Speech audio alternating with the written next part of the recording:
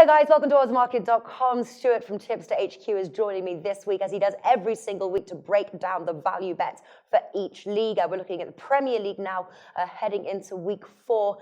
Not wanting to put any form of dampener on this video, although it might slightly, but last week, plenty, well, the week before, plenty of value, week 3.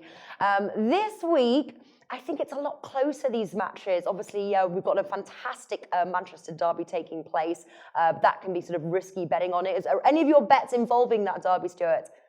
Absolutely not. No, staying away from Wise words, Stuart. Oh, wouldn't touch that with a 10-foot pole, I tell you. Yeah.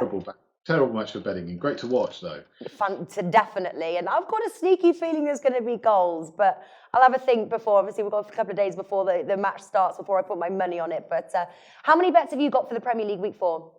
I've got 3 for this one. You got 3. I'm afraid I have got 2. So let's see if you can convince me in one of yours. So let's start with one. Let's start with your first one. Okay, so I'm starting with Arsenal against Southampton. Yep. And I'm looking at this one. I'm going both teams to score no. Good. 2.05 with Bet Victor. Good. Well, kind of on the line. I as well. Arsenal versus Southampton. Exactly my thoughts is, can Southampton score? I think they've scored 2 goals this season, but they have been conceding. Arsenal, though, they have got that. This is, they do have a leaky defence. That's kind of been a sort of a concern for Arsenal this new season. That being said, I'm expecting a home win, and I think the odds are not bad. 1.62 Pinnacle. I'm going to squeeze a little bit more value out of that Arsenal win. I'm playing Arsenal -1, 2.11 Bet Victor. Again, not expecting Southampton to score. Maybe a 2-0 Arsenal win is what I'm looking at. All right, next match, Stuart. Burnley against Hull. Okay. Grab that? No one grab you at all? No? Well, actually, no. Do you know what? I had a lean in this match. But go on. Did you? Yes. Okay, I'm going for a Burnley win in this one. Are you? I think I'm going for the opposite. Yeah, I looked at the stats on this one. You look at the head-to-head. Okay, somebody's going back to like 1993, but there have been 11 totally different teams then. Yeah, there were, but 11 matches played over the last decade or so. Played between these two at Burnley's home ground, and Burnley have won 9 of them. Yeah, yeah. I don't know. Yeah. I think my lean on this one is a Hull draw no bet, or a Hull double chance. I think I'm going for. Not convinced by Burnley at the moment. Obviously, they did manage a 2-0 Liverpool win, which was pretty awesome. But I think Hull have been a little bit more consistent. I think I can see them getting something out of this match at least. But you're confident of that Burnley win? Yeah, pretty confident. The thing about Hull is they brought a fair number of players. I think they brought like 5 or 6 players in over the transfer window. And that's a lot of changeover for a side, And I remember when Tottenham bought 7 players in one go. Yeah, it took a while for them to gel. So for me, I think you've got to go for the more settled side. And the one that's got Stephen Defoe, who's probably the outstanding player of the game. All right. Final bet, Stuart. What have you got for us? I don't really feel very good. As a Spurs fan, there are certain teams I don't like backing, and Chelsea is one of those sides. But Swansea versus Chelsea, I'm just going for straight match odds win. Chelsea to win 1.62 William Hill. Yeah, I was thinking about that one as well. Not a bad bet, really. Chelsea really seem to be on good form this season. Obviously, struggled last season.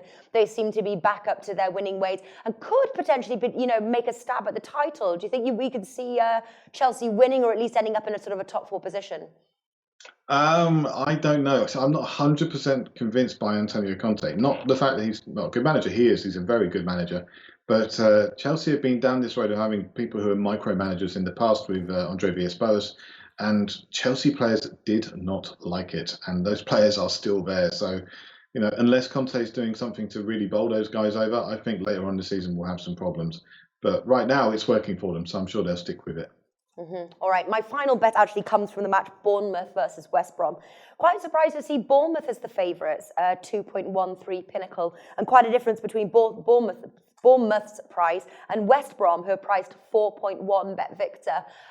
Obviously, yes, Bournemouth have the home advantage. They have yet to win at home and have yet to win. West Brom have managed 1 win, 1 draw, and 1 loss. One thing they do have in common, though, is a lack of goals, but that's the under 2.5 goals, 1.55 888 Sports. I'm actually going to take the West Brom and the draw, double chance here, 1.8 Coral.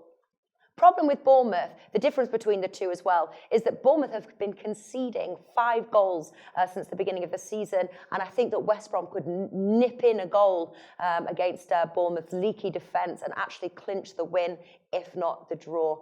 So that's it, West Brom and the draw. What do you think of that?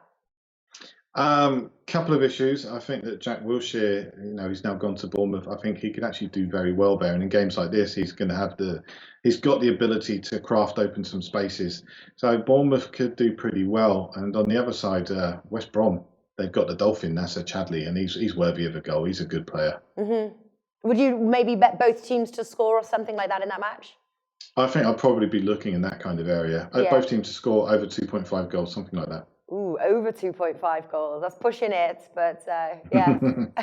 All right, great stuff. Guys, stay tuned for more value picks of the weekend videos over at oddsmarket.com. And that was Stuart from tipsterhq.com. The link is in the description if you want to check out his site and services. Stuart, thanks for joining us. Thank you.